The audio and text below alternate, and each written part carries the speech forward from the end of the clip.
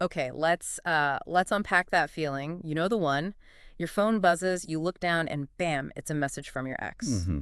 Instant reaction, right. Totally. It can send this weird ripple through you. Maybe curiosity, maybe a little, I don't know, excitement. Anxiety or just plain confusion, like, wait, what? Exactly. So for this deep dive, we're really going to zero in on the biggest question you need to ask before you even think about replying. Wait, say What's that. actually changed fundamentally? Has anything really shifted? That's the core of it. Because that notification bypasses logic sometimes, doesn't it? Goes straight for the emotions, the memories. It really does, which is why we need this kind of objective look. Right. Create some space from that knee-jerk reaction. We want to give you a framework, basically, to evaluate things properly. Precisely. So let's start with the why. Why do X's pop back up? It's usually not just random. No, definitely not. There are common drivers. Like nostalgia, for instance. Just missing the comfort zone, the familiar routine you had. Yeah, the brain loves to remember the good stuff, doesn't it? That rosy retrospection thing. Makes the past seem better than it maybe was. Especially if things feel a bit right now. For sure. And then there's simple loneliness, big void after a breakup sometimes.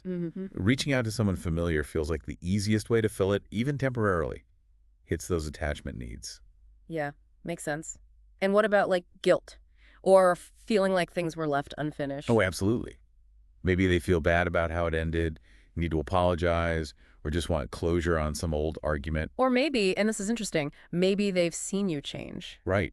They see you thriving, maybe on social media or hear it through friends, and it sparks something. Curiosity, maybe regret. Could be. Conversely, maybe they're struggling, going through a tough time and looking for that old safety net. Because you were that for them before. Potentially, yeah.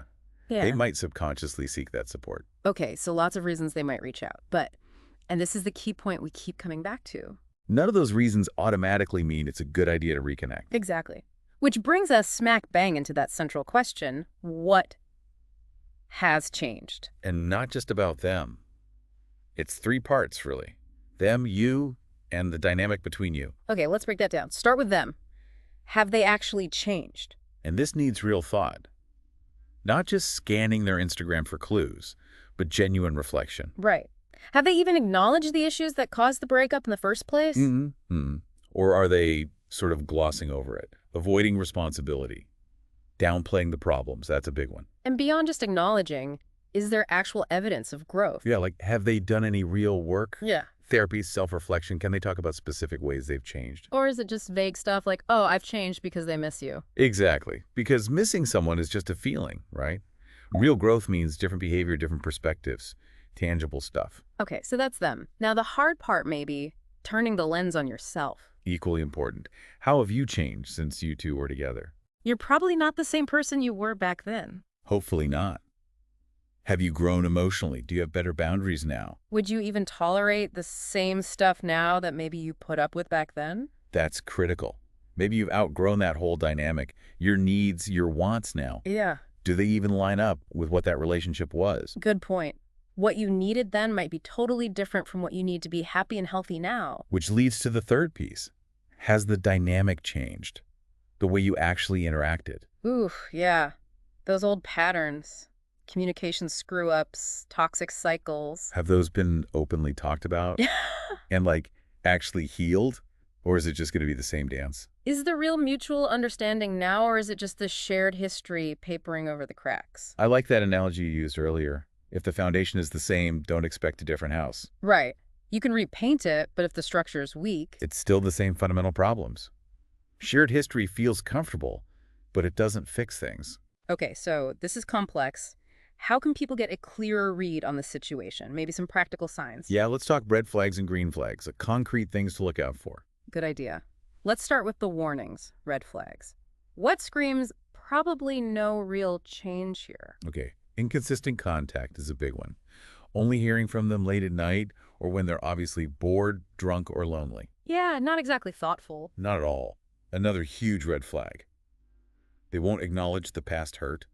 No apology, no taking responsibility. Or they just expect to slide right back in where you left off, like no time has passed and nothing needs to be different. Yes. Zero demonstration of change, just expectation. big red flag. And watch out for guilt trips, right? Yeah. Trying to make you feel bad for not responding or engaging. Definitely. Or just being super vague about why they're even reaching out. If they can't be clear about their intentions, probably not a good sign. Okay, so those are things to watch out for. What about the positive signs, the green flags? Green flags suggest maybe there has been some genuine growth and respect. So look for respectful, clear communication from the get-go. They actually say why they're contacting you thoughtfully. Exactly. And crucially, they show accountability. They own their part in the breakup, acknowledge mistakes, show they understand how they affected you. That takes maturity. It really does. Another big green flag is evidence of that personal work we talked about. Can they actually articulate how they've changed? Specific examples. It's not just, I'm different now. No, something concrete. And are they willing to have those honest, maybe tough conversations about the past, the present, without rushing things? Yeah, no pressure to jump back into romance immediately. Right. And respecting your boundaries, your timeline. If they push or get impatient, that's leaning back towards red. Okay, those flags are super helpful for navigating the initial contact. But like you said, a lot of this comes down to internal work. Absolutely. The deepest insights come from asking yourself some tough questions. Where should someone start with that self-reflection? Go back to basics. Why did you break up? Really, what was the core issue, not just the surface stuff? And has that root cause actually been resolved? Be honest about it. Don't sugarcoat the past. No. And then be honest about your motives now. Why are you even considering this? Is it real hope? Or is it loneliness, needing closure, just falling back on what's familiar? That's a hard one to admit sometimes. It is. Here's another challenging one. If this person was a total stranger you just met today, based on who they seem to be now, would you actually be interested? Whoa, yeah, stripping away all the history and baggage. Try to see them fresh, and then ask, Ah, are you drawn to the idea of them, the potential, the memories, or the actual reality of them, flaws and all, right now? the fantasy versus the reality. Precisely. And maybe the biggest question ties it all together. Let me guess. Trust. You got it. Do you truly trust them?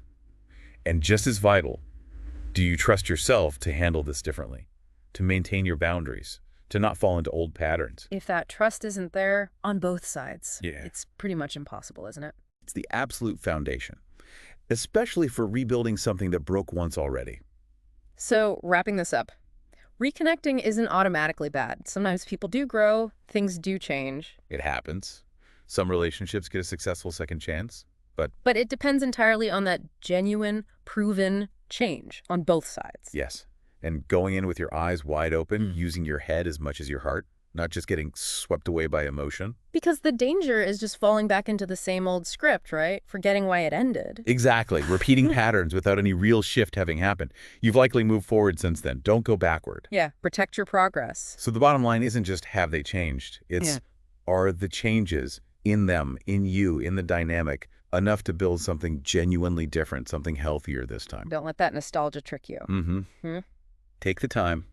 Ask yourself these questions honestly. Think about your situation. Your well-being comes first. Always. Be clear-headed about it.